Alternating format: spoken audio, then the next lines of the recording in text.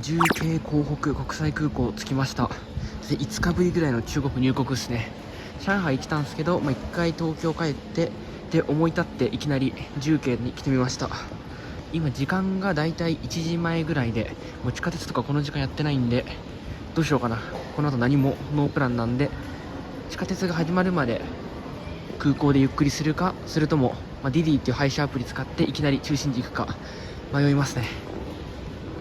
地下鉄はやってないみたいなんですけど、バスは通ってるみたいなんで、多分これね、高知ステーションで中心部の開放碑ってところかな、そこら辺まで行きたいと思います。宿は一応取ってあるんですけど、チェックインが14時、あとだいたい13時間後ぐらいなんで、しばらくは荷物を持ったまま観光したいと思います。これですね、この K01 のジエファンベイ行きですね。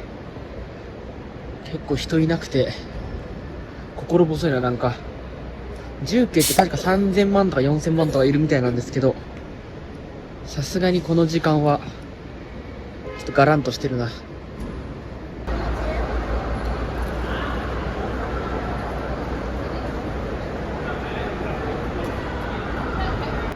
あのお兄さんが親切に日本語に翻訳して、なんか乗り方とか QR コードの出し方を教えてくれたんで、すんなり乗ることできました。15元ですね。だいたい300円ぐらいで1時間半ぐらいかけて中心部行けます。ちょうど深夜の2時に中心部に来ました。思ったより人いない。みんなタクシーとか乗って多分ホテルとか向かいましたね。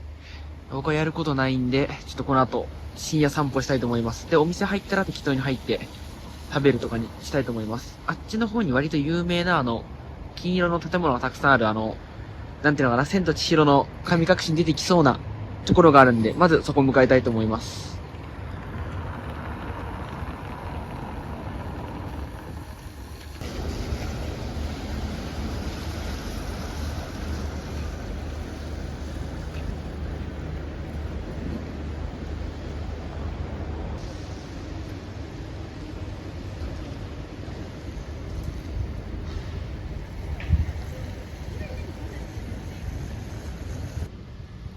不夜城って呼ばれる重慶でも、この地域はあんまり栄えてないですね。清掃の人と、なんかバイクの人ぐらいですね。店はコンビニぐらいしかやってなさそうです。でも治安の悪さとか、なんか怖い感じは全然ないんで、一人で余裕で歩けますね。山に囲まれてるみたいなんで、結構霧が出るらしくて、ちょっと上が霞んでるんですよね。それと、暗いビル、ちょっとの光が幻想的で、いい感じの雰囲気です。残念なのが、スマホのカメラがマジでイカれてて、光が爆発しちゃうんですね。せっかくなら買い替えてくれよかったな。屋台とかはやってるみたいですね。他にもあっちの方にちょくちょく火鍋っぽいお店とかあるんで、食べるところは困らなそう。さあ、今回のお目当ての郊外道来ました。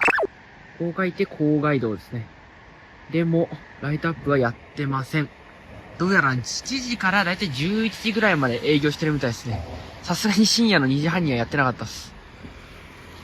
ここのライトアップをあっち側からね、見るのが結構有名な景色なんですけど、こういう誰もいないところで、一人でゆっくり見るのもありじゃないですかね。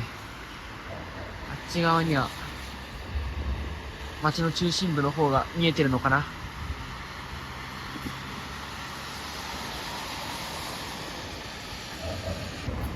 これ今俺がいる上の部分がだいたい11階とか12階とかそこら辺の高層階みたいで、こっちからも入れるんですけど、下の方の1階からも入れるみたいですね。ちょっと高さがね、ちょっと暗くてよくわかんないんだけど、あそこは川のほとりで、そこから下の方に繋がってて入れるみたいな感じですね。なんか商業施設とかいろいろ入ってるみたいです。明日また来ようと思います。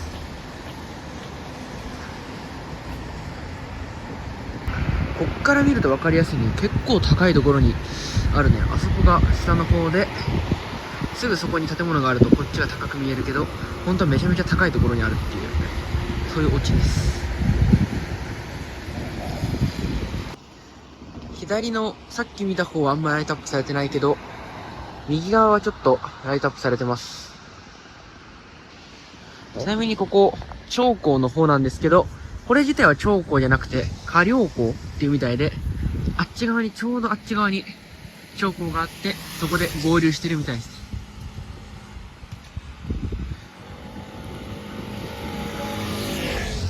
この時間、誰もいないんで、独占できますね。歩いてる人。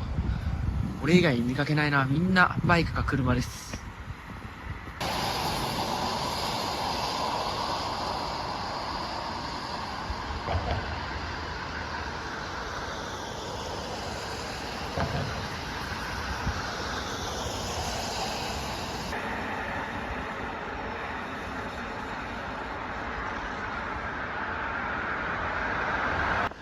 こっち側ちょっと見たんですけど、あんま飯屋とかなさそうなんで、戻って適当に飯食いたいと思います。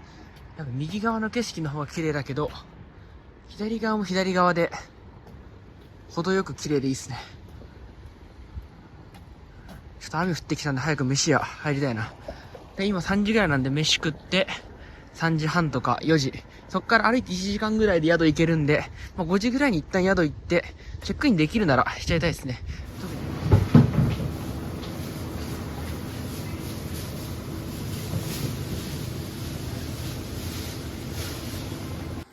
お腹減ったんで、とりあえずローソンでホットスナック、韓国式甘辛チキンかなと、チョコパン買いました。せっかくこういう形式なのに、持ち手がベッドベトになってるから意味がない。チキンかと思ったら、がっつり餅でしたね。まあこれはこれでありかもしれない。2時台に取り掛かった時はね、ちょくちょくこういうお店やってたんですけど、3時台になったらここしかやってませんね。なんか、コンビニと一体化してるんだけど、あのおばちゃんが鼻歌歌って楽しそうに作ってくれてます。だいたい18元で、メニューにある、サンナ肉ホニャ正面にしました。やばい、めっちゃ美味しそうな匂いがする。思ったよりなんか酸っぱい感じがして、辛くなさそうでよかったわ。これは高菜なのかな？多分高菜っぽいやつと、鶏肉かな。思ったよりヘルシーそうでよかったです。ベースは結構薄味なんだけど、おそらくこれ唐辛子で、それがなんかすごく酸っぱいのにつけられてて、でしかもちょっと塩分が強くなってるんで、なんかこれを絡めて食べる感じですね。結構酸っぱしょっぱいんで、むせそうです。でも美味しい。ごちそうさまでした。ちょうどいいお腹いっぱい具合だ。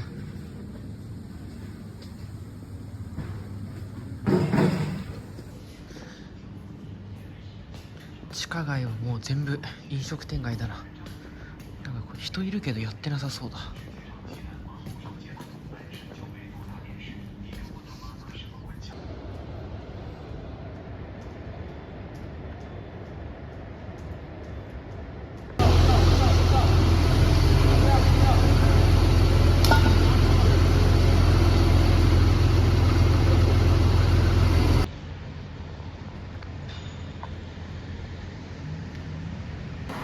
山と川に囲まれてて、あんまり面積が確保できない割に人がたくさん住んでるんで、こんな感じで、ちょっと見えづらいんだけど、あそこらちょっと石っていうのはね、崖になってて、その上にこんな感じで、こんもい建物が建てられてる。今回泊まるホテルは、ここっすね、3階の、わらなんとかなんとか青年客車。青年客車でユースホステルって意味なんで、確か英語の名前は、スマイルロング、なんとかみたいな名前でした。この時間チックインやってんのかな？別にフロントのとこにさせてもらうだけでいいんだけどね。フロントはやってなさそうだけど、猫ちゃんがお迎えしてくれました。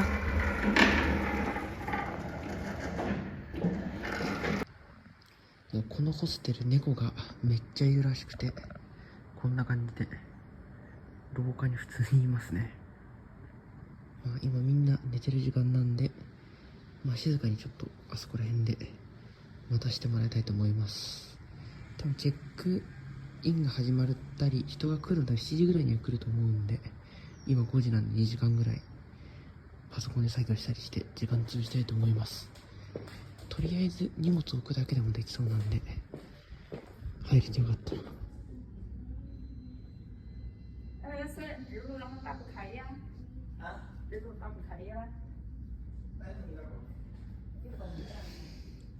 なんか歌ってんな。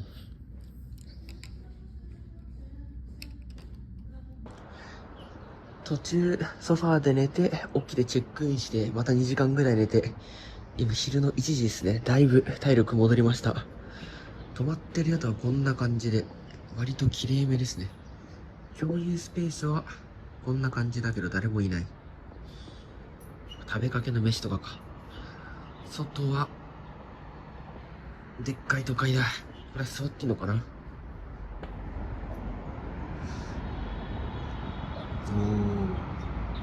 あれが多分長江かな。もうリニアじゃない、モノレールが通ってる。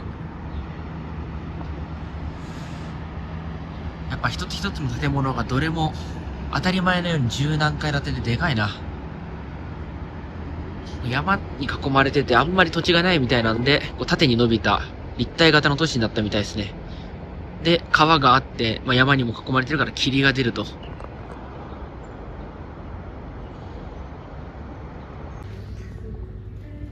こにいる猫さんたちはお休み中です。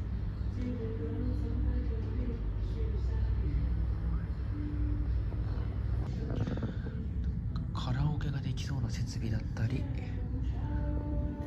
猫型の椅子、スイッチとかゲームができる大きいテレビもありますね。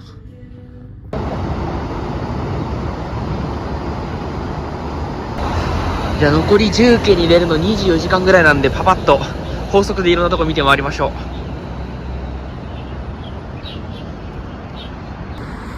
地下鉄乗ろうとしたけどやっぱ下の方にも伸びてるんですね。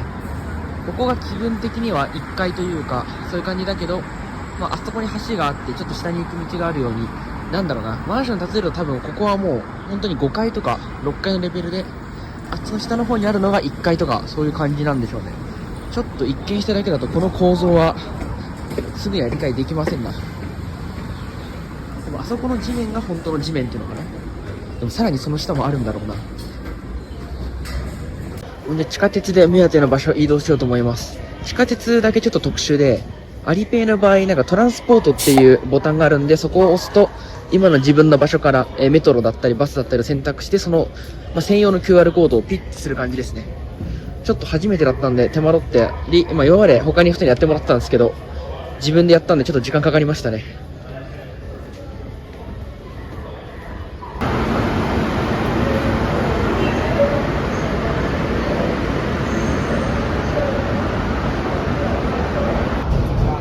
すごい川がめちゃめちゃに濁ってるけど、それがまたいいですね。奥の方すごいビル群だ。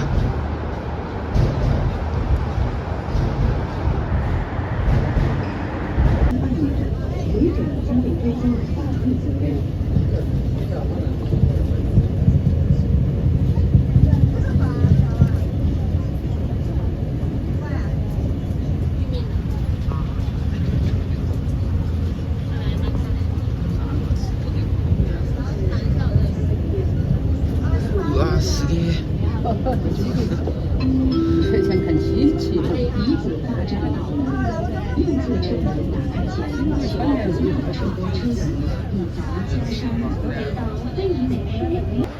モノレールが建物の中入っていく有名な BC バイに来ました。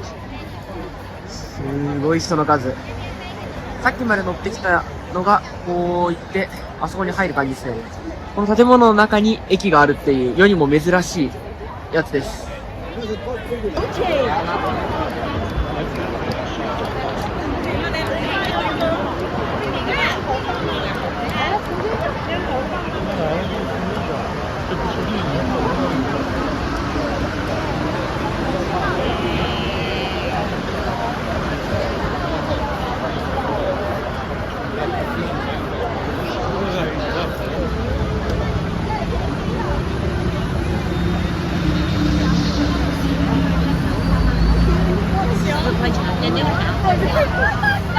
8个嘛，就这样呀。確かにマンションの中にモノレールが入るのは珍しいかもしれないけど、ここまで見る価値があるかと言われたら正直ちょっと疑問だな。よし、じゃあ次の場所行こう。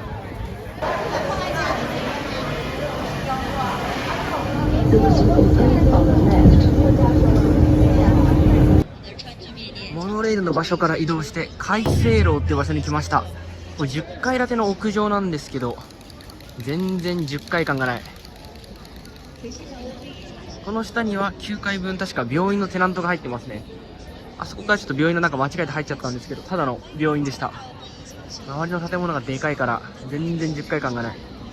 日本の10階建てのデパートの上にちょっと遊園地があるとかそういうレベルじゃなくて、旅行代理店だったり飯屋だったりちゃんと街の一部としてなってますね。まあここだと全然10階感ないんだけど、実は隣のビル見ると22階って書いてあって、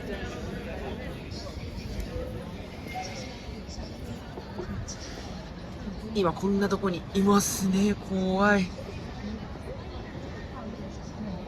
うわーちょっと高所恐怖症なんで口数少なくなるけど、この迫力が伝わればそれでいい。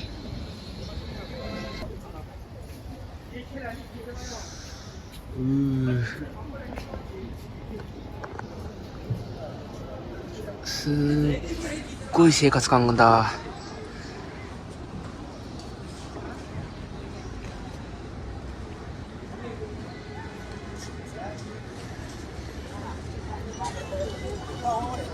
建物の構造の問題もあるけど、さっきも言った通りこっちが10階建てでこっちが22階、それが橋で繋がれてるっていうのが、この街がいかに高いものにこだわってるかっていうか、高さの差が出てるか分かりますね。確かにこっちの方が地盤がちょっと小さいというか下にあるように思えるね。こっちの方がちょっとそもそも高い位置から立ってる。で、あっちの建物も日本でいうと何階建てなの？ 20 階建てぐらいなのかな。吊り橋だから揺れてんな。こっち側の方が分かりやすいね。あそこがもう崖になってて、そういうところの上に建物を建ててるんで、こういう風に高さの違う建物が2つ繋がってて、こっち側がもうそもそも高いから10階建てでも全然高く思えない。で、こっち側は22階だから、こっち側の視点から見るとめっちゃ高く見えると。そういう構造なんですね。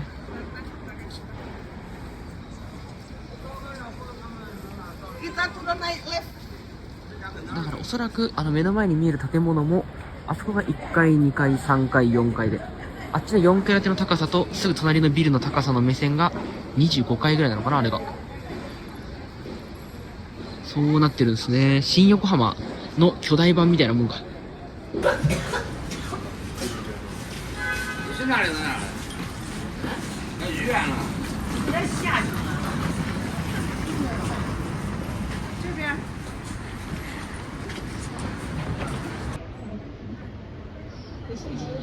ああいう室外機だったり、こういう橋の横の部分ってどうやってメンテナンスしてんだろうな。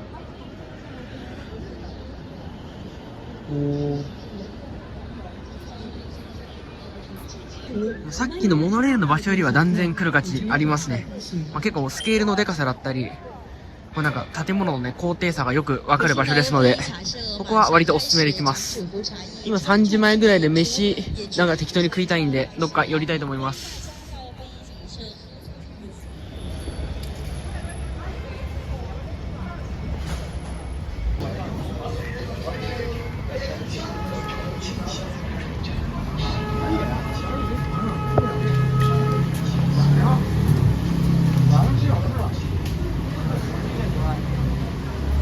江洋就18万左右船，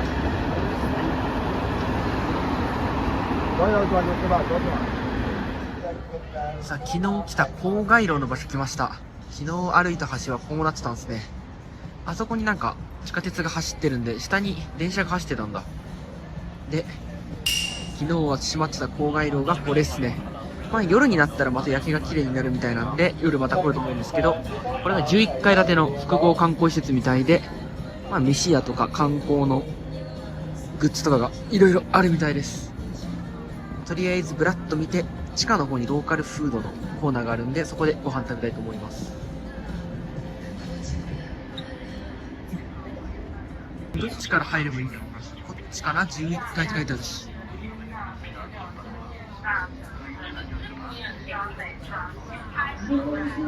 これ全部見て終わったら2、3時間ぐらいかかりそうだ。とにかく重慶はね、何度も言うけど、建物が複雑すぎて、よくわかんないんだよな。渋谷とか新宿の駅ですら理解できない人が、ここを理解できるわけがない。お土産グッズなんだろうが、写真集なのかな。ちょっと売ってるものがよくわかんないな。射的コーナーもあるし。特にストラップとかいらないんで、めちゃめちゃ実用的な木の串買いました。串全部折っちゃってなかったんで、結構助かる。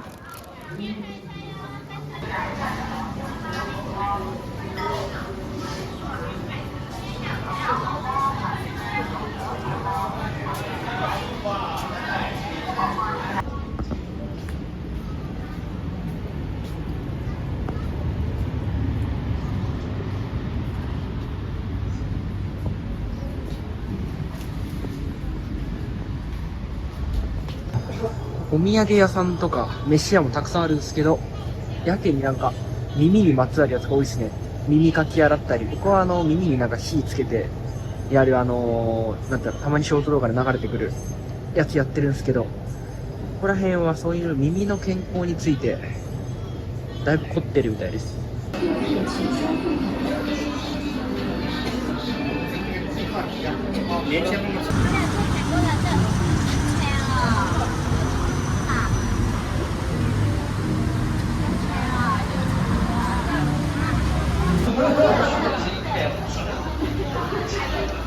这玩意儿起球，还他妈的红包呢，不震惊了。他给他妈发个2倍的红包。結構歩いてきて11階から今多分3階ぐらいまで下がってきたんで、ここら辺でちょっとご飯食べようかと思います。中継正面館。これ正面が多分、まあちっちゃめでラーメンとか足すと、もう割れるんですけど、重慶は重慶の特別地みたいなとこで独立してるんですけど、すぐ隣は四川省なので、おそらく辛い食い物がメインなんだろうな。まあ、重慶、だいたい200円で、ここら辺の観光地価格としては結構いいお値段、優しいお値段だと思いますので、ここにしよっかな。人もそんないないし、外も見れそうだ。ここにしよう。それ入っちゃってるの、マイクか。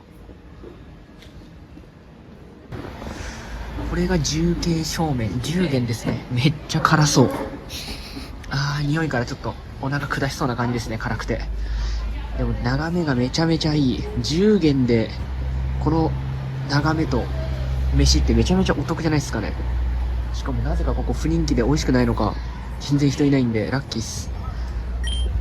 ちょっとね、ご飯食べるより景色見ちゃうね。なんか失礼な感じだけど。あそこが1階だね。よいしょ。じゃあいただきます。おい、固まってんじゃん。なんだこれ。なんだこれは。替え玉でもこんなにならないぞ。まあ味は見た目通り辛いんだけど、辛すぎなくて割とさっぱりした辛さっすね。で、これが多分、ひよこ豆なのかな、揚げた。なんかサクサクしてて、美味しいんで、意外とスルスル食べそうです。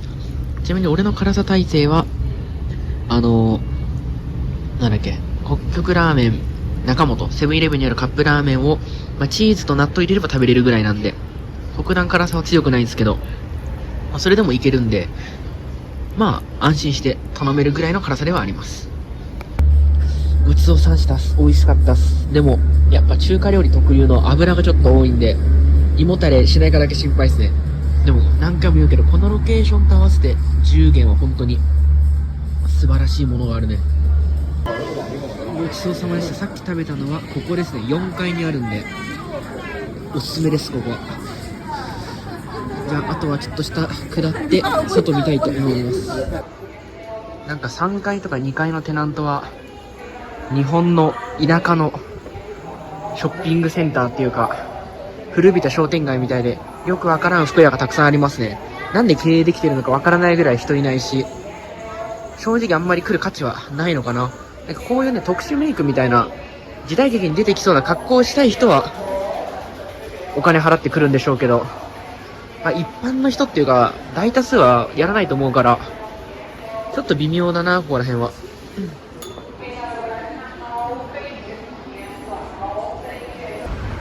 いかがだったでしょうか。おそらく重慶で一番観光スポットの郊外道しばらく探索してきました。まあご飯屋さんはねめちゃめちゃあるんでここでご飯食べる分には全然問題ないと思うし、値段もね今回食べたのが10元でめちゃめちゃ安くて200円ぐらいか。他の火鍋の店とかもあったしそれも特段高くなさそうだったんでご飯食べるって意味ではいいかもしれません。でもなんかこういう民族衣装とかねなんか正直まあ俺にあんまり刺さらなかっただけかもしれないけどお土産としてはちょっとうーんっていうのが正直な感想ですね。なんか食べたりこの雰囲気楽しんだり、まあ、迷路みたいになってるのを探索するって意味ではいいけどお土産絶対ここで確保するぞとか来るとちょっとあんまり成功しない気がしますね。これ1階部分はまあ行ってないんだけど正直結構お腹いっぱいだし次の場所早く行きたいんで今回はパスで行こうかな。なんかラブブの偽物とかねそういう中国らしいパチモンのものとか宝石とかよくわからないアクセサリーとかそういうのばっかでまあ俺が欲しい系のものはあんまりなかったかな。よく千と千尋の神隠しっぽいって言われるけどああいうのとかって完全にそっちを意識したようなあれだよね。よく名前忘れちゃったけどでかいちょっと不気味な赤ちゃんのやつだ。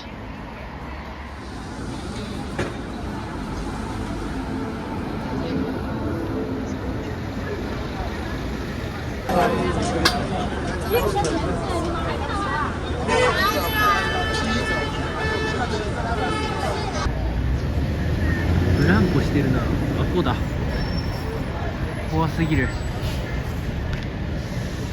朝天門の近くにあるおもろそうなでっかいショッピングセンター、でっかい建物のとこ来てみました。なんか上の方が筒状になっててそこでなんかいろんなね外の景色見れたり下のショッピングモールでいろいろ見れるみたいなんでとりあえずブラブラします。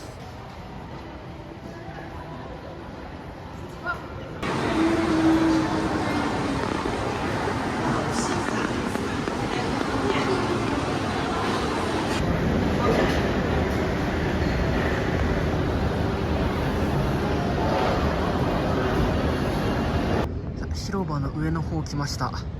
あっちの左側の濁ってるのが今回ずっと見てた花稜港でこの割と綺麗な色してる方が長江ですね。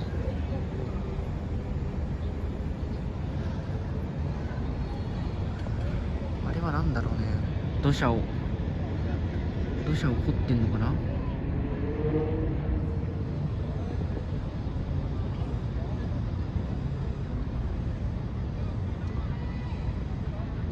あった。めちゃめちゃ探した。これが一番上の入り口ですね。回数で言うと L1 にあります。ずーっとね L4 とか LG とかいろいろ探したんですけどここなんだ。こういうタワーのエレベーターって大体たくさん人が乗ってたりお姉さんが押してくれたりするんだけどまさかの自分で操縦するスタイル。まあ本当はなんか成人だと120だったんですけど僕学生なんで一応学生証持ってって見せたら OK だったんで100で買えました。あと電話番号中国の電話番号が必要だったんですけどそれも持ってなかったんで、まあ、適当な電話番号130から始まる130なんかほにゃほにゃほにゃみたいな適当なのを入れてそれで買いました。 SMS 認証がねなかったんでそれでセーフだったんですけど万が一あったらちょっと危なかったですね。ちょっと怖いな。今回はああいうアトラクションとかあとあっちの方にね歩ける回廊があるんですけどそれはなしのチケットにしてます。まあ、この高さからの眺めとこのガラス張りだけですね。ああ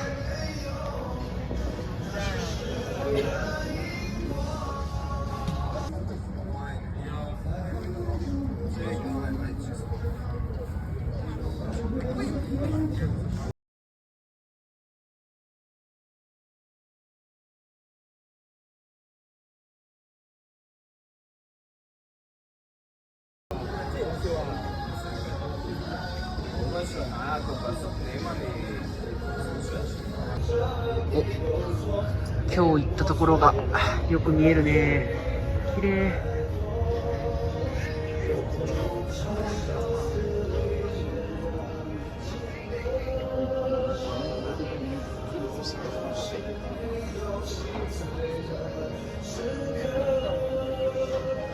まあ怖かったけど楽しかったです。まあ学生は100元、大人も、120元、2000円と2400円で来れるんで、もう全然来るべき場所だと思います。俺は高所恐怖症だから、まあ楽しめないっていうか、まあ高所恐怖症なりには楽しめたんですけど、普通の人が行ったらもっと楽しんではしゃげるスポットだと思うんで、ここは来るべきですね。結構ランドマーク的な雰囲気にしたね。今8時ぐらいで一番いい時間帯だと思うんですけど、全然人がいないわけではないけど混んでないんで、いい場所でしたね。ちょっと疲れたんで、まあ、適当に歩いて橋の方を向かいたいと思います。さあできました。これはなんだろうな、リンゴジュースかな。イラスト的にはリンゴっぽかったけど、なんかリンゴがベースにあるんだけど、今まで飲んだことないな。これなんだ。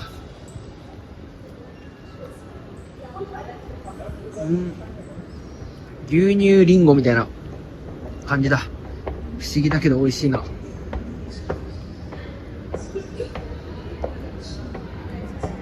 牛乳リンゴクリームチーズ果肉です。基本辛くて脂っこい中華料理ばっか食ってると胃がマジでやられるので、ハンバーガー食って胃を休ませたいと思います。ハンバーガーがもはや胃を休めるっていうか食べ慣れた味なんで、こっちの方がまだ大丈夫。今回食ってるのがこれですね、中国のオリジナルブランドのやつで、ボタンコウとかハルビンでも食ったんですけど、これ美味しいんですよね。このセットで大体300円ぐらい、安いにもかかわらず割と味もいけるんでおすすめです。昨日の夜とは打って変わってめちゃめちゃ人がいる。そしてこれが多分重慶で一番有名な画像というか象徴の場所ですね。点紧，它这里就是署名啊。但如果靠不点紧，点你脸牌的话啊，它这里就是跟你这个样子，所以你看拍出来，就这里好了，这里就会。能不能几张？我几张？然后直接。可能都回头了。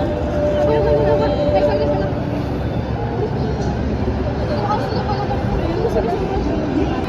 昨日の夜変な曲がってるビルがあるなと思ったら、今日行ったところがあそこなんですね。あそこから20分ぐらい歩いてこっちに来れると。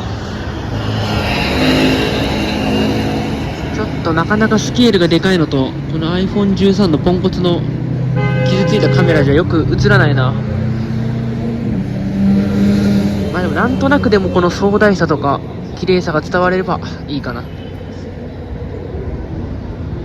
のね、やっぱ奥の方というか手前側の方がめちゃめちゃ人混んでるけど、まあ、遠い方が引きで全体のスケールがわかるんで、こっちの方がいい写真撮れるんじゃねえかな。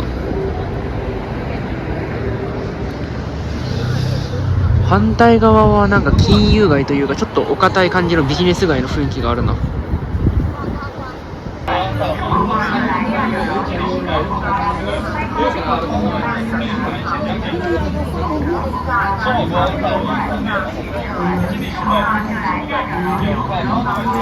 途中に昨日飯食ったところが出てきた。コンビニと合体してたな。あのおばちゃんだ、飯食ってくれたの。写真撮りまくってうんこしてたら、おそらく終電まであと3分。次が多分終電なのかな。23時にが終電っぽくて、今が23時なんで、この壁山行きの場合は次が最後で、途中まで行くやつはあと6分後に来るんで23時6かな。終電は結構早いっす。じゃあ終電も終わっちゃったんで、おとなしくホテルに帰ります。今だいたい11時7分ぐらいかな。ホテル着くのが11時10分とかで、今日途中ねちょっと寝たんですけど、ソファーだったりちゃんとして睡眠取れてないんで早めに寝たいと思います。明日日の出が7時ぐらいなんで6時半ぐらいに起きて日の出見てちょっと寄りたいところとかまだあるんで、朝とか電車までの時間ちょっと観光したいと思います。